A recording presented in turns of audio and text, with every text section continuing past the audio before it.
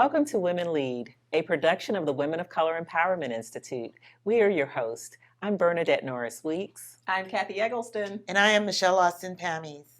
Today, our special guest is senior CNN legal analyst and former U.S. federal prosecutor Laura Coates. She has written a New York Times best-selling book called Just Pursuit, A Black Prosecutor's Fight for Fairness. In a series of reflective recitations, Laura Coates explores scenes from her previous career that reveal how vastly different Black communities are policed and judged in our country's legal system. These tragic yet captivating chronicles of racial prejudice are expertly retold through a narrative nonfiction lens that will leave you yearning to learn more about our criminal justice system. In addition to Laura Coates, we are also excited to welcome Bar Association presidents representing the T.J. Reddick Bar Association, the Gwen S. Cherry Black Women Lawyers Association, the Wilkie D. Ferguson Jr. Bar Association, and the F. Malcolm Cunningham Sr. Bar Association. Now, the stories told in Just Pursuit highlight how centuries of social and economic inequality have created a domino effect. The book also shows why it is necessary for people of color to be involved in all aspects of the criminal justice system, from prosecutors to police officers, to public defenders, jurors, as judges, correctional officers, and everything in between. We will hear from Laura Coates right after these messages. This is James. Jimmy! Mom, Dad, this is James. Jimmy! James? James Harrison from Roosevelt High? Jimmy! Yeah! Oh! You good, Jimmy? The 2021 Toyota RAV4. Jimmy! The RAV for all of you. Right now, lease a new 2021 Toyota RAV4 Elite for just $249 a month for 36 months. Toyota. Let's go places. Welcome back to Women Lead. Today, we will have a conversation with Laura Coates about her new best-selling book, Just Pursuit. Laura is a CNN legal analyst, constitutional law professor, and former federal prosecutor who has a best-selling book entitled Just Pursuit. And she is very much a friend of the Institute. Laura appeared at our most recent Women of Color Empowerment Institute conference, where she brought the house down. Yes, she did. Welcome to Women Lead, Laura. Hi, Laura. Hi, ladies. I'm so happy to be with you today. I had such a fun time with all of you at the Empowerment Institute's conference this past fall. So I'm so happy to be back with you all now. Thank you for taking the time. I'm excited. Let's talk about one of the quotes in your book, which reads, "I was taught to understand the civil rights era not as finite, but as a movement that we are all duty-bound to keep in motion." So, Laura, what would you say to people who may not have grown up learning about freedom riders as you did? In other words, what would you say to others about keeping the movement for civil rights in constant motion? That's such a great question, Bernadette, because let me tell you, one of my biggest pet peeves is when people say the civil rights era, right? I know we've got like dinosaur eras. There are certain eras in our, course of humanity and history. But really, the human rights aspect of it, the civil rights aspects of what we have, it's not about an era. It's not fixed in time. It's not a period that ended at some point in time. It's supposed to be something that is so part of the fabric of the United States of America, part of the fabric of what it is to be human beings in a global world. And so thinking about the sung and unsung heroes of the civil rights periods, I continue to be top of mind for so many people. It's fascinating. We can have a conversation with, say, our great-grandparents in a way that we can talk with maybe our grandchildren about why we need civil rights, why it is such a integral part of our entire existence. It's a concept. It's not a period that we look in the rearview mirror and say, well, that's done. Our work here is done. I was very happy as a child to be learning about the ancestors, both far removed and not as distant, to talk about and think about the work that was done and the work that still needed to be done. I have those same discussions with my own children, talking about these concepts, because I want them to understand it's not something that's just done. It's a movement that must stay in motion. Otherwise, we are going to be in a scenario where history will be doomed to repeat itself. The bad parts of history, the worst parts, part of the frustration of this evergreen conversation that we've had over the course of decades and decades is because I think people keep thinking about the civil rights era as an era, right? As opposed to a period of time that continues even to this day until the United States of America is actually what it aspires to be, what it says it is on paper. And so I think we're all duty bound in a way to try to not have just an aspirational democracy, an aspirational land of the free and the home of the brave, where one person, one vote means something conceptually. It has to be a time where if we realize that we are duty bound to keep it in motion, that we will actually achieve the aspirational aspects of America and equality. And so I think it's really incumbent upon us as parents, as human beings, as advocates as we are, to really invest in ensuring that that movement continues. Otherwise, we'll find ourselves not looking at just the period of time in the rearview mirror, but all the rights and the gains as well slipping away. They're already being clawed back, but that's why it's important. If we think about it in motion, in perpetual motion, use that inertia in a way where the things we want to stay in motion will stay in motion, then we'll be better off as a society. Laura, it seems that judges play a role in the mistreatment of defendants due to perceived biases. Your book shows some of the judges as impatient and exhibiting a high degree of unprofessionalism, even disdain for Black defendants. What, if anything, can be done to incorporate sensitivity training for those judges to reinforce the notion that a person is innocent until proven guilty? Michelle, that's an important question to think about. I think oftentimes when we look at our judges and they have the Black robes on, our expectation is that they will shed whatever preconceived notions or perhaps implicit or explicit bias they may have, and that they will be able to apply the law fairly, to judge from that particular perch with objectivity and impartiality.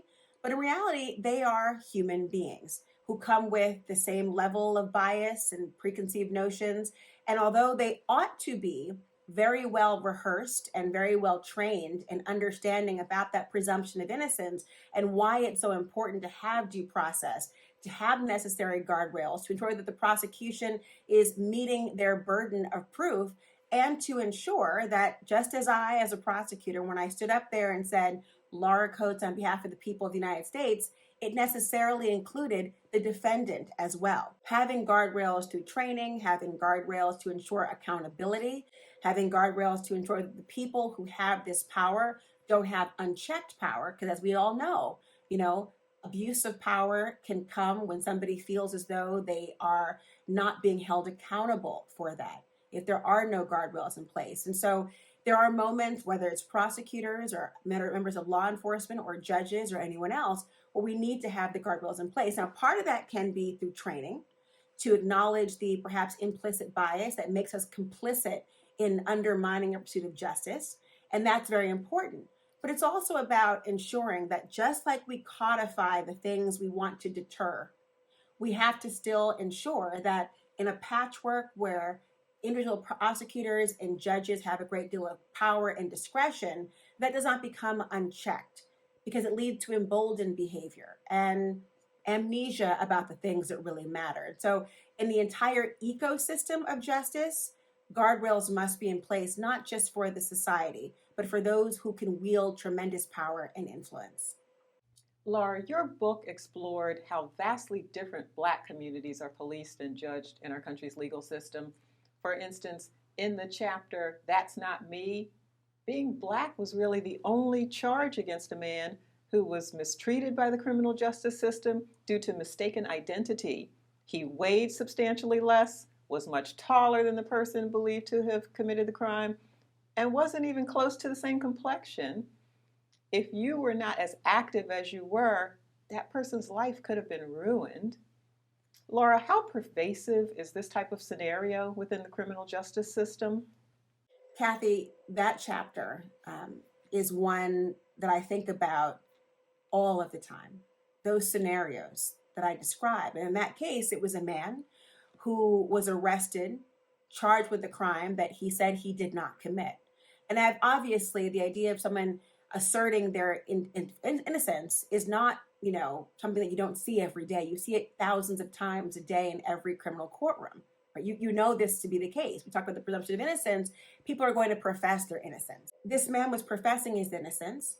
There was a judge who was a white woman who was berating this Black defendant, mocking him in his profession of innocence, and wanting me to join in to seek camaraderie, maybe to rub the appropriate elbows so I could ingratiate myself with her enough to have a little bit of credibility and credit in my prosecutorial account for the next case.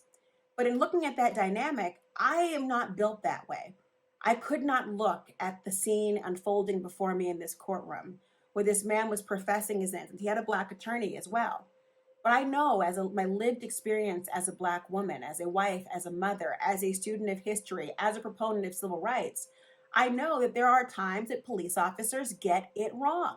Well, in this chapter, I explore that blink moment when at times you find yourself realizing, what would it have taken for somebody to have that skepticism, to come in as unapologetically as a complete human being? I didn't have to go the extra mile to confirm that this man was telling the truth. It was within and under a period of 30 minutes, I was able to confirm that they did get it wrong.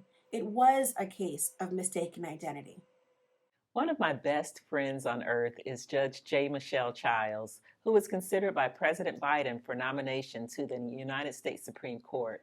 Judge Childs feels that it was a great honor to be considered, and of course, we are all thrilled that South Florida native Judge Ketanji Brown Jackson was nominated to the highest court in the land. What does this nomination and now appointment mean to you, and how significant is it? Bernadette, it is so significant. I mean, I don't think we can overstate what it's like for us, particularly as Black women lawyers, to see a Black woman appointed to the Supreme Court of the United States. I mean, for so many people, when they think about a Black woman in connection with the Supreme Court confirmation process, our minds naturally go back to, obviously, Anita Hill, who I always am just so dismayed that her legacy as an extraordinary attorney will forever be infused, if you can say, or impacted by her role in the confirmation process. But it's really something in my mind when you think about the legacy, the long history of extraordinary Black women at the helm in the legal community who have been overlooked time and time again. But I am so, frankly, proud of this particular nominee's resume. I mean, it reads like a sample that you would get in your career services at your law school of, here is the goal. Okay, here's where you might be, but here is sort of the sample creme de la creme. And what I think is so fascinating about it is for the first time, we would have a federal public defender on the Supreme Court. And so having someone with that breadth of experience, in particular, from the Sentencing Commission and on, trial court experience as a judge on different levels of the courts, so important because that says to me, you've got the breadth and scope of expertise to be able to objectively and impartially, not blindly, but understand what the pursuit should be and where we are and where we ought to be. Laura, we now have 4 Bar Association presidents who have questions for you. Hello, Laura. My name is Deanne Jackson. I am president of the TJ Reddick Bar Association, and I have a question for you. In the book, there is some discussion about tension between Black defense attorneys and prosecutors. Is there widespread tension? And what do you suggest can be done to ensure that everyone is working together in the best interest of the community? Deanne, yes, there is tension. I'll tell you that. However, it is misplaced. And one of the chapters I write about is when I'm at a restaurant and I'm approached by a Black woman defense counsel who is trying to figure me out. She thinks I have a lot of nerve saying that I'm a proponent of civil rights. And here I am standing where the stereotypical white man or the man is. And it really was about this fallacy where she believed, as I believe, we were at the right seats at the right table. But she didn't believe you could actually be a proponent of civil rights and be a prosecutor. And what does that say about our criminal justice system when you think about it, Deanne? The idea that you can either be a proponent of civil rights, you can either believe in civil rights, or you're a prosecutor. It is about this fallacy that Black and brown people are supposed to occupy but one space within a criminal courtroom, that of the defendant and perhaps defense counsel. And what does that say about where we are as a society if that is the case? And given the power dynamic at play, think about that. Don't you want somebody to believe in civil rights when they wield a tremendous amount of discretion? And so I think it's important for us to occupy all the spaces in the ecosystem, not just in the reactive notion, but also in the proactive state where you can be a gatekeeper, when you can nip things in the bud, or in the honor of justice, allow it to bloom. At the end of the day, there's no point in having any seat at the table unless you are prepared to wield your power responsibly, unless you're prepared to not be mute, but as vocal as you need to be to ensure that justice is pursued and, man, even one day caught. Hi, Laura. My name is Travis Randolph. I'm the president of the Wilkie D. Ferguson Jr. Bar Association. You say in your book that conversations about reforming the justice system center around how to prevent people from entering it, rather than taking a holistic approach that considers those already within it. One of the most disturbing chapters had to do with a young, impressionable defendant that you referred to as Babyface. He was from a stable family, had no prior criminal history, but got mixed up in the wrong crowd and eventually ended up confessing to a crime that he did not commit. Can anything be done to help a person like Babyface once he's in the system, a place he clearly does not belong? Travis, the story of Babyface is one that really is heartbreaking, because it's kind of like that phrase of you can lead a horse to water, but you cannot make it drink. Well, you can create opportunities for people to do what's in their best interest, even as a prosecutor, and I talk about it in the chapter. But people often make decisions that are contrary to logic and contrary, of course, to their best interest. We do it all the time. We do see it in voting, frankly, let alone in choices made in a criminal courtroom. And what is so disheartening about that particular chapter was the age of the defendant. The idea that we have, in many respects, these arbitrary numbers that we put up to say, this person at this age will deserve a second chance, but this person a day later, 1 day, 1 hour later, 1 month, 1 year older, they don't get the benefits of those second chances. So a couple things to think about that. One, it's about thinking about the age at which we allow people to have the so-called second chances, the ability to have the crime expunged or removed from the record in some meaningful way, the idea of recognizing that the arbitrary numbers that we put up to show maturity or adulthood are not going to be universally appreciated or applicable to people, but also thinking about alternative ways for people to be held accountable if they in fact are, of course, guilty. And that means drug treatment court as one aspect of it, addressing mental health as another, the ideas of these alternative programs that understand keenly that it's not just about locking somebody up and throwing away the key. It will do very little if your goal is just isolation. But if you have an eye towards what it will take for that person to return home and be a contributing member of our society, we'll view things very differently. And so I think it's important to think about all those aspects and, of course, invite the victims of crimes, although some are society-driven, the so-called victimless crimes, invite victims in to understand about, as though as seductive as it may seem to have punishment, rule the day, that if we really want to have changes, if we really want to have a safer society, if we want to have a society that envelops all who can be productive and embraces their opportunities, then we have to be much more expansive about how we view justice in America. It's never been just about a verdict. Hi, Laura. I'm Nakia Ruffin, the president of the Gwen S. Cherry Black Women Lawyers Association. Throughout the state, we have heard news stories of how difficult it is to keep both assistant state attorneys as well as assistant public defenders. From reading your book, it is clear that we need Black prosecutors within the criminal justice system. Are you concerned that your book may dissuade Black attorneys from considering a career as a state or federal prosecutor at a time when our presence is so desperately needed?